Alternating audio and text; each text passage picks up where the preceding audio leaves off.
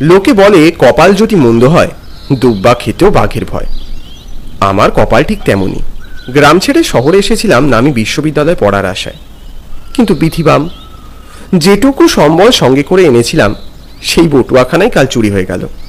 না, গ্রামে আমি ফিরে যাব না। শুনেছিলাম আমার এক দূরসম্পর্কের দিদির বিয়ে হয়েছিল এই কলকাতায়, কিন্তু দিদির যখন বিয়ে হয় আমি তখন খুব ছোট, তাই না চোখে ভাসে দিদির সেই মুখ, না মনে আছে জামাই দাদার নাম।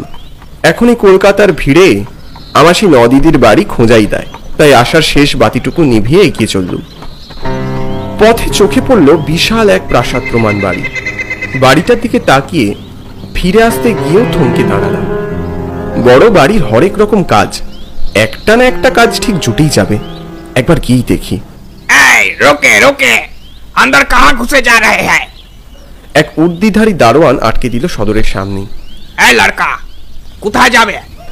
বিশেষ দরকার ছিল, একটু কর্তাবাবুর সঙ্গে কথা বলতাম। নেই, বাবু এখন ব্যস্ত আছেন, কারোর সঙ্গে বাতচিত করবেন না। বাবু সাহেব কা হুকুম হ্যায়। আমি আপনার ছেলের মতন, দয়া করে যদি আমার অনুরোধটা রাখতেন।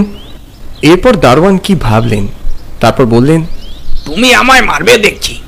ঠিক হ্যাঁ, अंदर যাও, লেকিন বেশি সময় লিবে না। হ্যাঁ, আমি গিয়ে কথা বলেই ফিরে আসব। এরপর ফটক পেরিয়ে এগিয়ে চললাম। তর্কাচর্য বাবু কেমন রই রই কাণ্ড ঘটালেন দেখলেন? পোষ্যের বিয়ে দিলেন লাখ টাকা দিয়ে। বাবা যায় মশাই। শেষে তুমিও কিনা এক কথা কইছো গুণমোহন। আমি যে কেন একখানি পোষ্য বানানুম না কে জানে। আজ আমার একখানা থাকলে 1 লাখ কেন 10 লাখ টাকা দিয়ে বিয়ে দিতুম। ওসব কিছুই না এই নিশিচরণকে টেক্কা দেওয়ার মতলব। তা আপনিও কোনো ফন্দি আঁটেন? বুলবুলির লড়াই কিংবা কবি গানের আখড়া বসান? ছেড়ে দেওয়ার লোক আমি নই, কিন্তু ওসব কবি গানের আখড়া টাকড়া দিয়ে এই 1 লাখই গরিমাকে টেক্কা দেওয়া যাবে না। আরো বড় কিছু ভাবতে হবে, বুঝলে? বড় কিছু? আসতে পারি? কে? এ বাড়ির কর্তার সঙ্গে আমার বিশেষ জরুরি প্রয়োজন ছিল। তুমি ভেতরে এলে কি করে? রাম সিং আটকায়নি? বাবু এখন ব্যস্ত, উনি কারোর সঙ্গে কথা বলবেন না। হতাশ হয়ে ফিরেই আসছিলাম, ঠিক তখনই পিছন থেকে গুরুগম্ভীর স্বর কানে এলো। দাঁড়াও, এদিকে এসো। আমি এ বাড়ির কর্তা নিশিচরণ চৌধুরী। তা কি তোমার বিশেষ জরুরি প্রয়োজন শুনি? প্রণাম নেবেন। আসলে একান্ত বিপদে পড়েই আপনার দ্বারস্থ হয়েছি। গ্রাম থেকে শহরে এসেছিলাম বিশ্ববিদ্যালয়ে পড়তে, কিন্তু রাস্তায় টাকা সমেত বটুয়াখানা আমার চুরি যায়, তাই বিশেষ বিপদে পড়েছি। আপনার এখানে যদি কোনো কাজের ব্যবস্থা হতো। সে তো বুঝলুম, কিন্তু কাজ দেওয়া টেওয়ার ব্যাপার আমার নয়, সে বিষয় নিধিরাম দেখে। ওহে নিধিরাম, একে কথা, এ ছোকরা কাজের সন্ধানে এসেছে, বুঝলে? একে কোনো একটা কাজে টাজে বহাল করে নাও দেখি। আগে কথা বাবু, চাকরির যে আর কোনো জায়গা খালি নেই? কেন? কদিন আগে যে বললে দেওয়ান মশাইকে দিয়ে আর কাজ হচ্ছে না, নতুন একটা মাথা চাই। তার ছেলেকেই যে সে কাজে বহাল করা হয়েছে। ঠিক আছে, কুছ পরোয়া নেই। কাজ যখন দিতেই পারলে না, তখন আর দাঁড়িয়ে থেকে কি করবে? চলে যাও। আর এই যে ছোকরা, কি যেন নাম বললে তোমার? আগে নীলমণি সামন্ত। হ্যাঁ, নীলমণি। এরা কোনো কাজ দিতে পারলো না, এদিকে তুমি সাহায্যের জন্য আমার কাছে এসেছো। তা আমার এই বাড়ি থেকে কেউ খালি হাতে ফেরে না, কি বলো হে গুণমোহন? হ্যাঁ, তা তো বটেই। কাজ আমি তোমায় দেব। আজ থেকে হলে গিয়ে তুমি আমার পার্সোনাল অ্যাসিস্ট্যান্ট। কে খুশি তো? এতক্ষণে স্বস্তির শ্বাস ফেললাম। ভাগ্যের শিকে ছিড়ল। তবে আমাকে কি করতে হবে? আপাতত কিছুই করতে হবে না, নিজের ঘরে গিয়ে বিশ্রাম নাও গে। শোনো, সোজা গিয়ে বাদিকে সিঁড়ি বেয়ে উঠলেই তোমার ঘর দেখতে পাবে, বুঝেছো? যাও, চলে যাও তাড়াতাড়ি। এর আগে এরকম প্রাসাদ প্রমাণ বাড়িতে পা রাখার সৌভাগ্য আমার হয়নি। এখানে যা কিছু দেখি সবকিছুই অবাক করে আমায়। দোতলায় উঠেও কাউকে দেখতে পেলাম না, কিন্তু অদ্ভুত একটা শব্দ কানে এলো। দেখলাম বারান্দার এক ধারে একটা সুবিশাল দরজা। মনে হলো শব্দটা ওখান থেকেই আসছে। কৌতূহল নিয়ে এক পা করে এগিয়ে যাচ্ছিলাম সেই দিকে। এই, ওদিকে কি?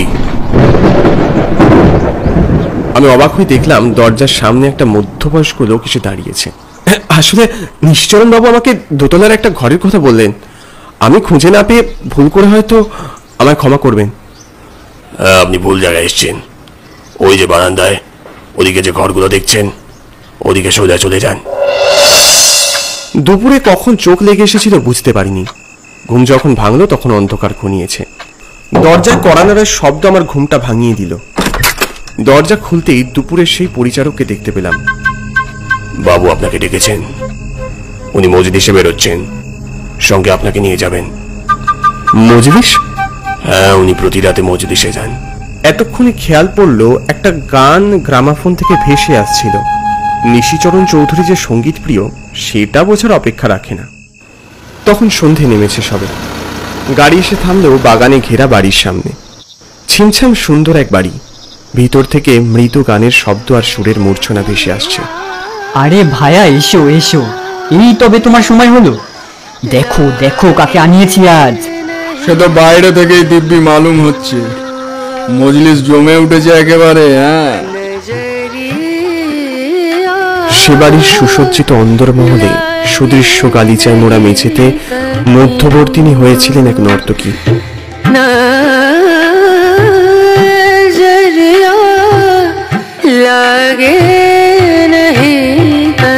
নিশিচরণবাবু ঘরে ঢুকতেই আদাব জানালেন সে। আদাব আদাব। আজ অনেকদিন বাদে এই শাহজাদির দরবারে তবে পা রাখলেন বাবু মশাই? শাহজাদি যদি অনুমতি দেয় তবে তার দরবার নয়, মনেও পাকাপাকি ব্যবস্থা করতে পারি। শাহজাদির এক মনে আর কতবার জায়গা করে নেবেন হুজুর? ও তোমার মুখের কথা দামিনী, ও মনের তল পাওয়া আমার সাধ্য নয়। যদি পারতাম তবে সোনায় বাঁধিয়ে রাখতাম। আমি আজ তোমার জন্য খাস তোফা এনেছি। তাই বুঝি? এই যা। বাবু, কোনো সমস্যা হয়েছে? বিস্তর সমস্যা। দামিনীর জন্য ঘুমুর আনার কথা ছিল, তা আমি ঘরেই ফেলে এসেছি। মুশকিল হলো এখন বাড়িতে কেউ নেই, সব তো যাত্রা শুনতে গেছে। শোনো, আমার ঘরে বিছানার পাশে দেরাজে একটা বাক্স রয়েছে, সেটা গিয়ে তাড়াতাড়ি নিয়ে এসো। আমি একা? হ্যাঁ, শিগগির যাও। এদিকে আমার মান সম্মান একেবারে ধুলোয় মিশে যেতে বসেছে। যাও যাও, তাড়াতাড়ি যাও। বাবুর আদেশ না রেখে আর উপায় কি? মহলে ফিরে এসে অবাক হয়ে গেলাম। খানিক আগেও যেখানে ঝাড় লণ্ঠনের আলো লোকজনের চারদিকে গমগম করছিল, এখন যেন সেখানেই বিরাজ করছে কালো বিভীষিকাময় অন্ধকার। নিশিচরণবাবুর ঘরে ঢুকে খাটের পাশে দেখলাম একটা মস্ত দেরাজ। দেরাজ খুলতেই একটা বাক্স চোখে পড়ল, কিন্তু সেটাকে কে যেন আগে থেকে খুলেছে। সেই বাক্সে কিচ্ছু নেই। আশ্চর্য, ঘুমুর কোথায়? এখানে তো কিছু নেই। তাহলে সেই মুহূর্তেই ঘরের দরজা ফাঁক হলো আচমকা। কে? তখনই ঘরের বাইরে থেকে ঘুঙুরের শব্দ শুনতে পেলাম। মনে হলো কেউ যেন ঘুঙুর পাই দরজার সামনে দিয়ে হাঁটছে।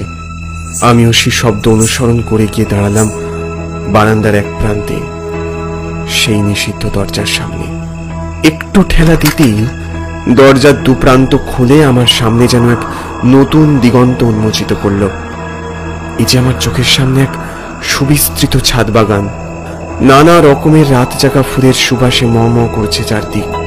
নিচু সুরে গান শুনে সচকিত হয়ে সামনে তাকালাম। আজ ভরা পূর্ণিমা। সে ভরা পূর্ণিমার আলোয় জ্যোৎস্না মেখে ছাদের কার্নিশের গা ঘেঁষে দাঁড়িয়ে আছে এক নারী মূর্তি। পরনে শাড়ি, মাথায় বেলফুলের মালা।